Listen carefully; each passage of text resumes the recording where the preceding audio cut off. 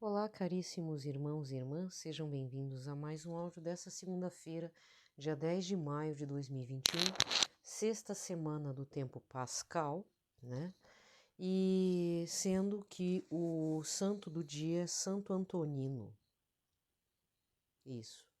Desculpa, só um momentinho. Santo Antonino. Eu já tô naquela fase do aproximar e desaproximar os textos, né?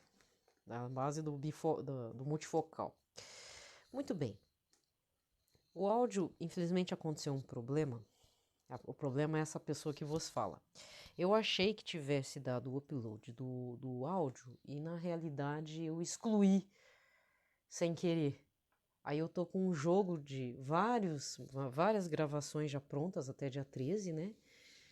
E eu não poderia deixar esse buraco da segunda-feira. Então eu vou direto para a liturgia da palavra. Eu tinha feito um pitaco, mas acho que foi bom não ter colocado, né?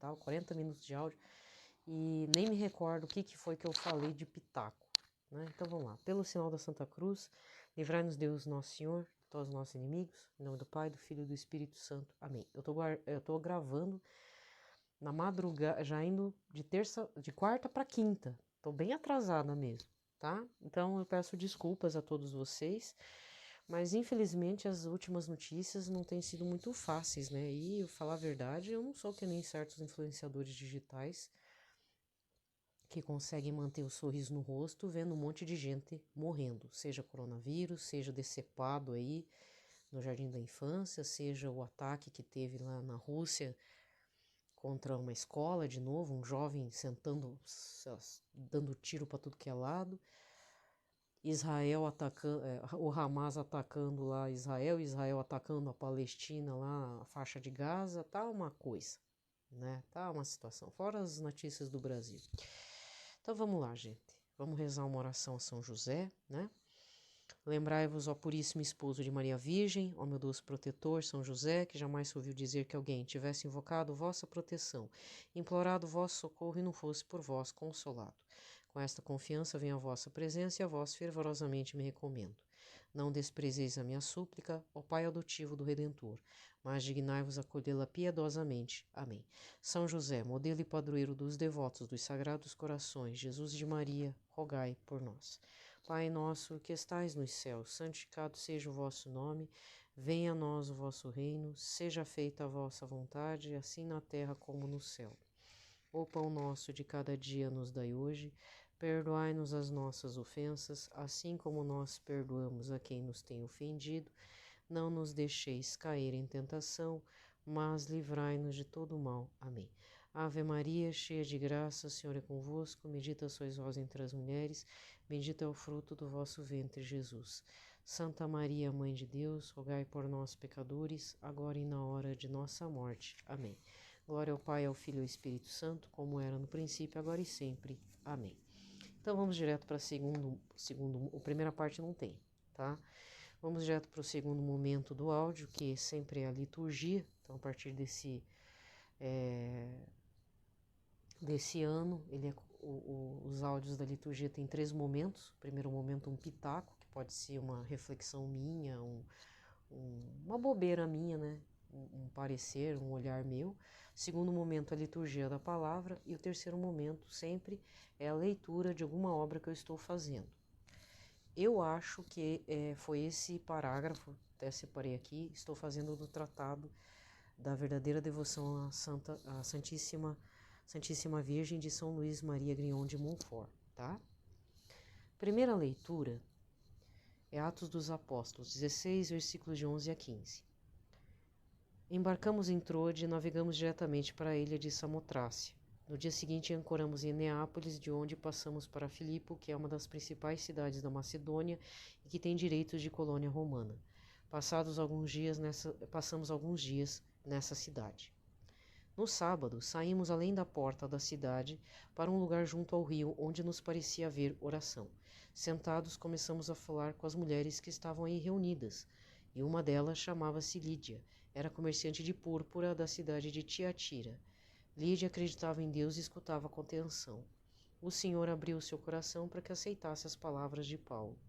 Após ter sido batizada, assim como toda a sua família, ela convidou-nos: Se vós me considerais uma fiel do Senhor, permanecei em minha casa, e forçou-nos a aceitar. Palavra do Senhor. O salmo de hoje é o 149, com o refrão: O Senhor ama seu povo de verdade. Cantai ao Senhor Deus um canto novo e o seu louvor na Assembleia dos Fiéis. Alegre-se Israel em quem o fez e Sião se rejubile no seu rei.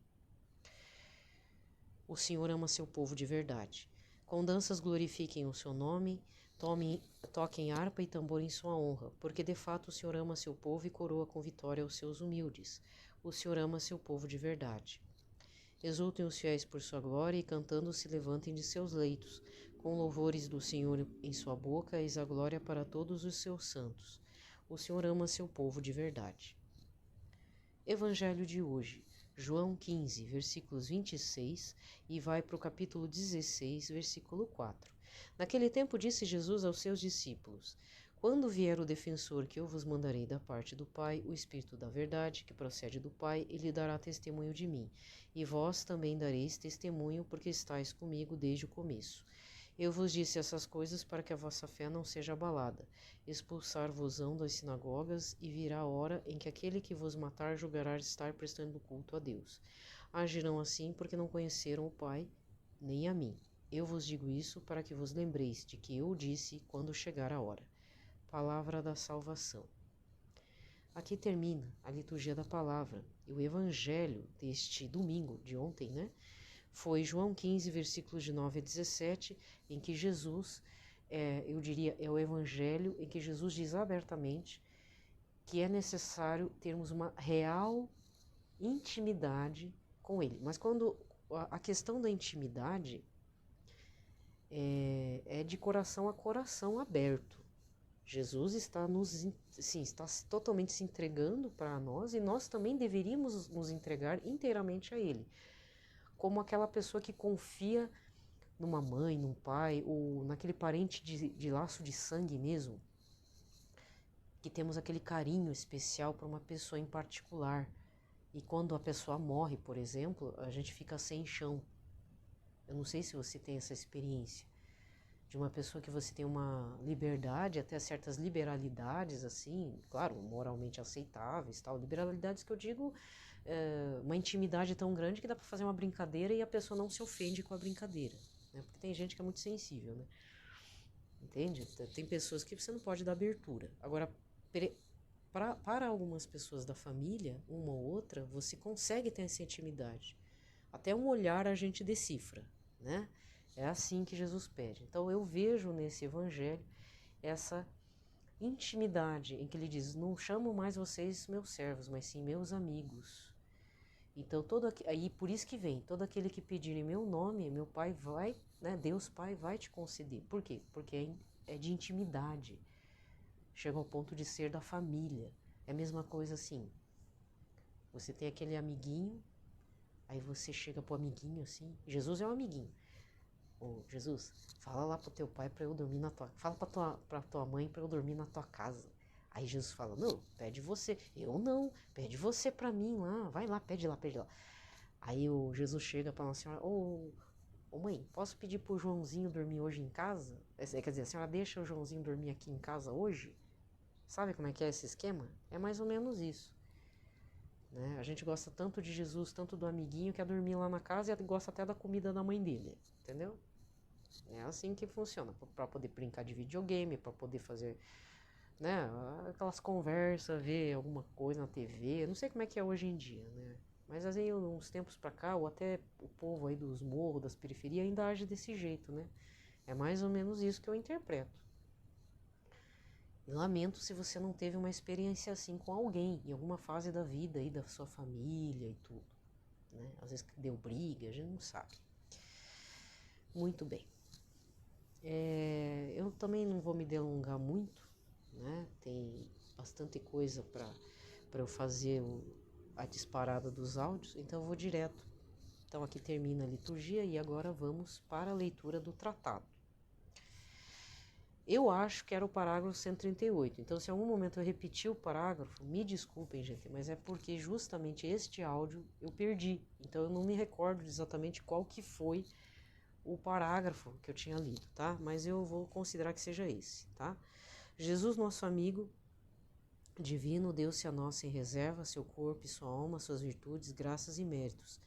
Ele ganhou-me inteiramente, dando-se inteiramente a mim. A justiça e a gratidão exigem, portanto, que lhe demos tudo o que pudermos. Foi ele o primeiro a ser liberal para conosco. Sejamos também generosos para com ele e experimentaremos mais ainda a sua liberalidade durante a vida, na hora da morte e por toda a eternidade. Viu? Ele se entregou inteiramente a nós, quis salvar nossas almas, não só daquela época, mas as futuras também, futuras almas. Então a gente não conheceu ele, isso foi há mais de 2000 anos atrás, e mesmo assim ele tem consideração pelas gerações futuras, tá? Eu ia falar outra coisa, mas... lembrei. É rapidinho. A primeira leitura, você pode ter observado que fala de algumas cidades da região da Grécia, tá? E eu vou falar uma situação particular minha. Eu sempre gostei da parte de história antiga da Grécia, desde o ensino fundamental, médio, hoje em dia minha paixão é a Idade Média, porque na época eu não entendia direito. Eu gostava também, mas não era meu interesse. E na faculdade eu estudei um pouco mais, apesar de não ter feito grego, né, língua grega. E eu tinha feito uma monografia na época da formação da faculdade, com o tema de história antiga, clássica, parte da Grécia, né? Então, aí você deve estar dizendo assim, mas o que uma coisa tem a ver com outra?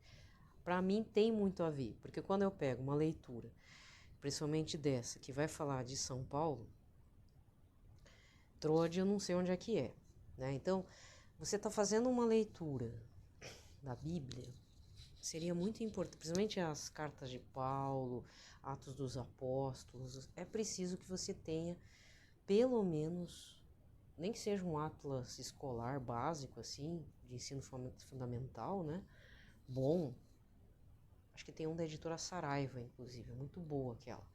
É caro, mas vale a pena. Que tem a parte geográfica, tem a parte política, né? Você pega a parte ali do Mediterrâneo, que visa a Grécia, parte de lá da Itália, mesmo sendo atual.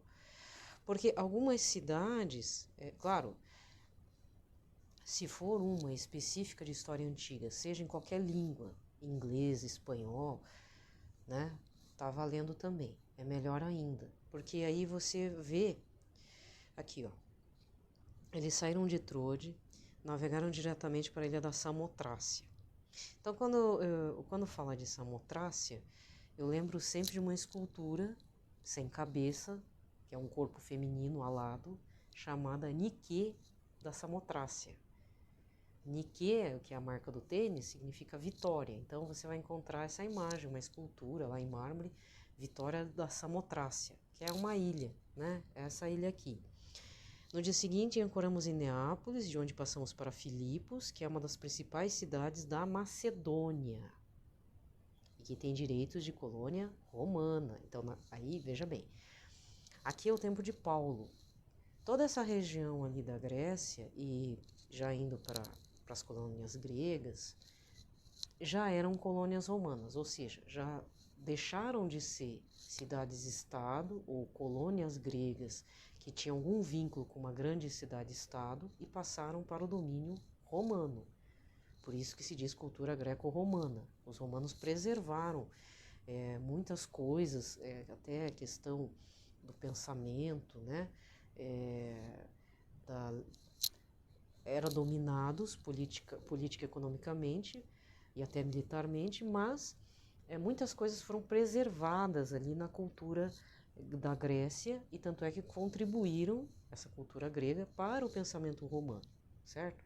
Então já se passou muito tempo, mas se você lembra das suas aulas de história básica lá do sexto ano, quinta série, não sei, né? Você deve se lembrar, E agora? Cidade Antiga, na minha época, era era conjunto com a história do Brasil. Eu tinha a história do Brasil na quinta série junto com a história antiga, né? Na minha geração. A geração de hoje eu não dou mais aula, né? Assim, não sei como é que está o currículo do MEC, mas atualmente talvez continue a mesma coisa. Tem história do Brasil, ou a história do Brasil foi colocada na questão temporal, então é mais para frente, agora eu não lembro. Mas falar em Macedônia é falar de Alexandre o Grande, sabe? Então parece pouca coisa, mas é uma forma de você manter, no meu caso, manter um interesse de pegar um mapa e não ficar vendo o Paulo pipocando de uma cidade para outra. Você tem que ver o trajeto que ele faz para você ver o tamanho do esforço que ele fez, né? Só que, logicamente, no tempo dele. Ele está no período do Império Romano, tá? É um Império Romano que, passado mais alguns séculos lá para frente, o negócio degringola. Passa bastante século, né? Nós sabemos disso. Passa bastante séculos depois de Cristo, mas mesmo assim,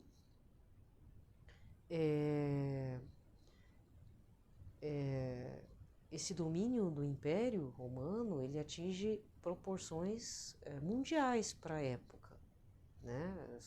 O mundo conhecido ali, o Mediterrâneo, uma parte da Europa, outra parte da Ásia Menor, ali para o Oriente, e o norte da África, ali do continente africano, né? Mas muito mais para o Oriente do que propriamente para o lado africano ou até para o interior da Europa, mais para dentro da Europa, certo? E essa questão da geografia unida com a história antiga, ele pode ser um fator de você começar a ter um interesse maior pela palavra. Não sei, pode falar, eu delirei mesmo, né? Eu delirei bastante, né? Pode dizer que eu delirei, mas a Bíblia, além dela nos puxar para a palavra do Senhor, o que eu vejo no conjunto dos livros, né, que é a Bíblia Sagrada, Deus, desde o Antigo Testamento, ele tem falado dessas questões geográficas. E eu acredito que isso não vai interferir, certo? Dependendo também do autor de história antiga que você pegar, lógico, né? Ou do material didático, pode até ser do ensino médio, do ensino fundamental aí dos seus filhos, do sobrinho, você que é professor, pode estar fazendo o contexto histórico sem tirar a essência da palavra de Deus, na minha concepção. Isso ajuda porque no Antigo Testamento, o Pai Todo-Poderoso, quando vai falar com Moisés, vai falar com algum dos profetas, ele é memorialista. Ele faz memória, porque desde o tempo do meu escolhido Abrão, ou então, desde Abrão, Abrão, Isaac, Jacó, entendeu? Ele faz essa questão também genealógica. Genealogia também tem um fundamento ali que, dependendo do contexto, interfere na história de uma população, de uma cidade. É o nome de uma família importante, né? Então, eu observo assim nesse sentido. Pode ser uma teoria furada, mas para você também ter um gosto maior pela palavra de Deus, eu também vou fazer você ter um gosto pela história e um pouco da geografia. Eu não sou da geografia, mas como historiadora, como professora de história, é importante a gente se valer dos mapas. É necessário, porque a história humana ele tem uma localização e uma datação específica. Nada é solto, além das fontes escritas ou registradas em forma de hieroglifos, em forma de imagens, em forma de escultura, em forma de mosaicos. Mosaicos são importantes dentro da cultura romana, escultura dentro da cultura greco-romana. Então são registros, né? Até as esculturas funerárias dentro desse período do mundo clássico também pode nos ajudar a dar uma luz assim no que eles acreditavam, no que e aí traz aquela coisa, o que nos aproxima e que nos afasta, o que nos aproxima naquele período do mundo antigo e o que nos afasta no sentido, não, isso já não pensamos mais assim, Pensava-se isso ali naquela época, né? E fazer as perguntas. Então sempre aqui, se eu não falar de coisas assim sanguinolentas, coisas que chocam, coisas da teoria da conspiração, eu sempre vou estar trazendo alguma coisa dentro da disciplina de história para ver se dá uma luz dentro da sua leitura do estudo bíblico. O problema é trazer teorias, tipo o tal da histórico-crítica. Eu conheço a linha do histórico-crítica, mas na linha da pedagogia. Pode ser usada nas disciplinas de licenciatura. Dentro das escolas, pode. A questão de ser crítico e tudo. Por outro lado, eu não acho que isso sirva para interpretar texto bíblico. Entendeu? Para fazer um estudo, para criticar Jesus. Porque é como se criticasse a palavra de Deus. Não é isso. A palavra de Deus é a palavra de Deus. Ela tem que ser respeitada em todo o seu conjunto e pela inspiração do Espírito Santo. A gente invoca o Espírito Santo, né? O que eu gostaria de deixar claro, e finalizando todo o áudio aqui, é que ao ler a primeira leitura hoje, né, essas cidades, essas ilhas, essa região, então me lembra esses personagens, essa escultura. E isso é importante porque, mesmo estando fora, meio anacrônico, né, fora do contexto, pelo menos me ajuda a dar um significado a essa viagem de Paulo e seus companheiros no processo de evangelização, porque soa assim, não, eu já ouvi falar da Macedônia, eu já ouvi falar de Filipos, eu já ouvi falar de Samotrácia, mesmo que eu não tenha viajado. Se você viajou, ótimo, né? Melhor ainda, mas a grande maioria não é. Então, para isso, existem recursos hoje, como o Google Earth, aquele de satélite, mas né, você pode procurar mapas dentro de blogs de professores de história que existem, né? Se você gosta de história antiga, por exemplo, você pode se dedicar um pouco, como um hobby também, estudar, certo? Tem gente que gosta de história militar antiga, tem gente que gosta de história militar da Idade Média, por exemplo. Arte mesmo, esculturas, já é um grande indicativo. Então, a própria disciplina, agora para puxar meu jabá, né, fazer meu jabazinho, a própria disciplina da história ela é muito vasta, então é preciso dar uma filtrada nos seus interesses. Mas eu sempre vou falar aqui, eu também faço marketing de santos, e todo santo está inserido num contexto histórico, social, familiar, particular, mas sempre num contexto histórico daquela região em que ele viveu, naquela data, naquele período que ele viveu, né? Fez a diferença acontecer e ainda faz a diferença no plano sobrenatural em nossas vidas. Aí já não é história, lógico, né? Mas toda a trajetória dos santos também tem um fator histórico. São Maximiliano Kolbe, Santa Edith Stein, que morreram dentro de lá dos campos de extermínio de Auschwitz, né? Os campos de extermínio da Segunda Guerra Mundial, lá dos nazistas, que foram mártires, né? Várias situações, Santo Antônio de Pádua na Idade Média, tem tantas situações. Ou então até o nascimento de São Marcelino Champagnat, que foi no ano da Revolução Francesa. São Marcelino Champagnat, então eu vou fechar com essa. Até porque, se não me engano, eu acho que até passou a data dele. São Marcelino Champagnat é agora em maio, se não me engano.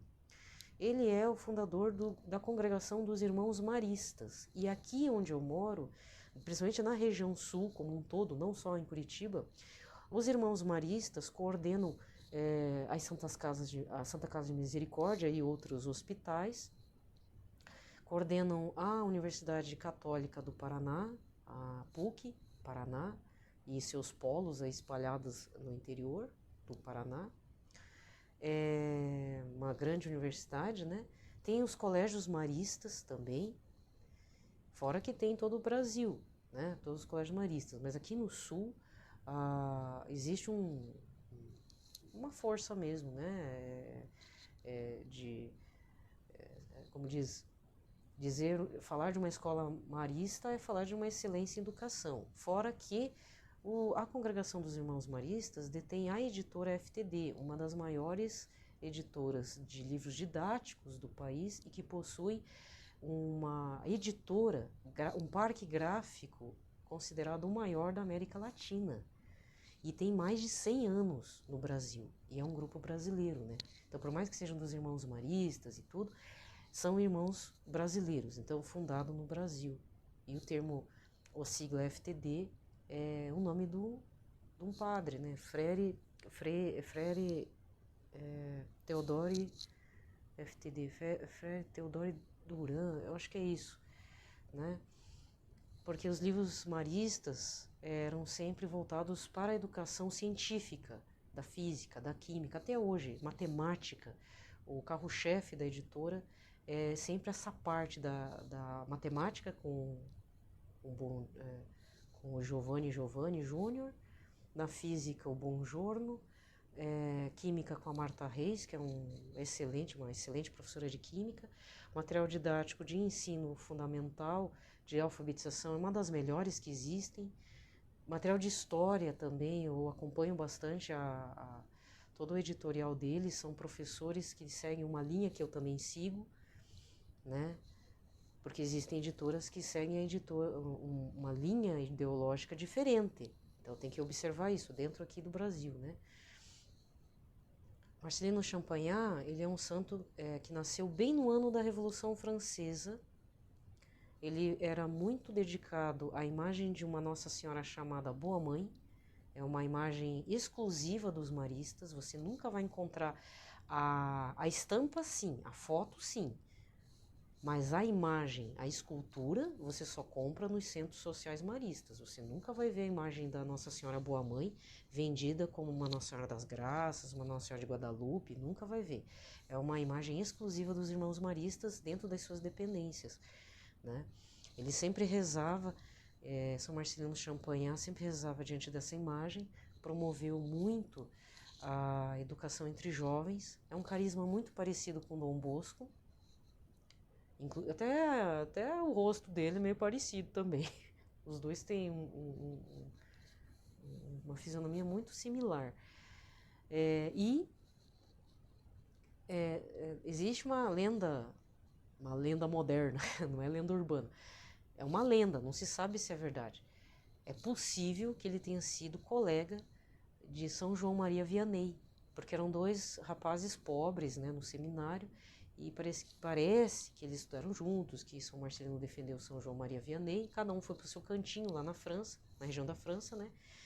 Mas eu pelo menos procurei, mas não tenho certeza se de fato eles se encontraram, certo?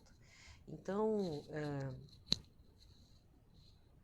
o símbolo dos maristas é a florzinha de violeta, né?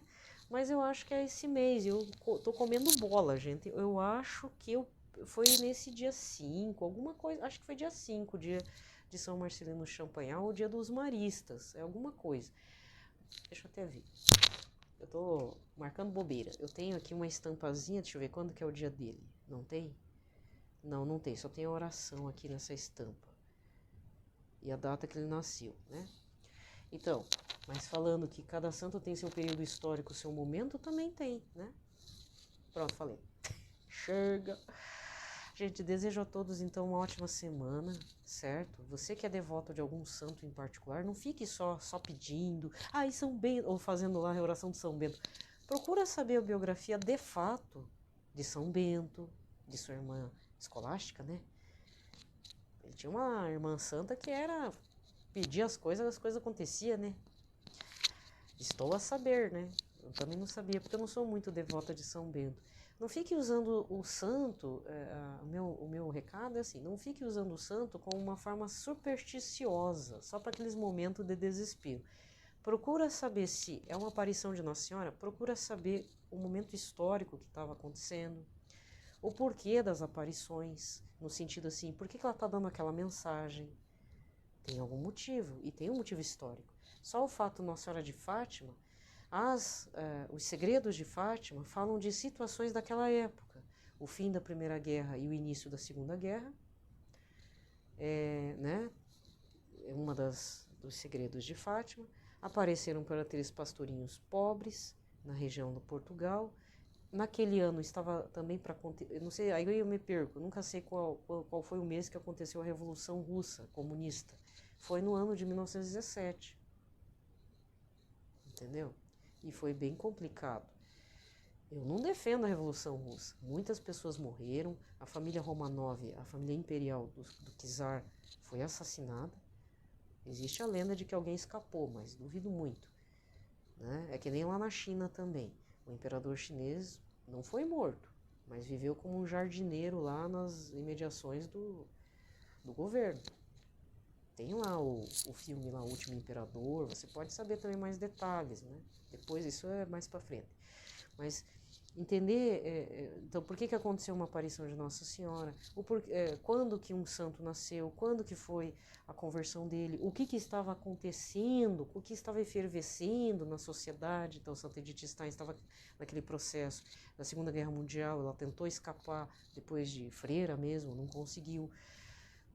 Olha só, a inteligência nazista buscou ela dentro do convento e mandou ela para Auschwitz, porque para o governo nazista ela era judia, não interessa se ela se converteu, se era freira. Então olha as perrengues que a Santa Edith Stein passou também.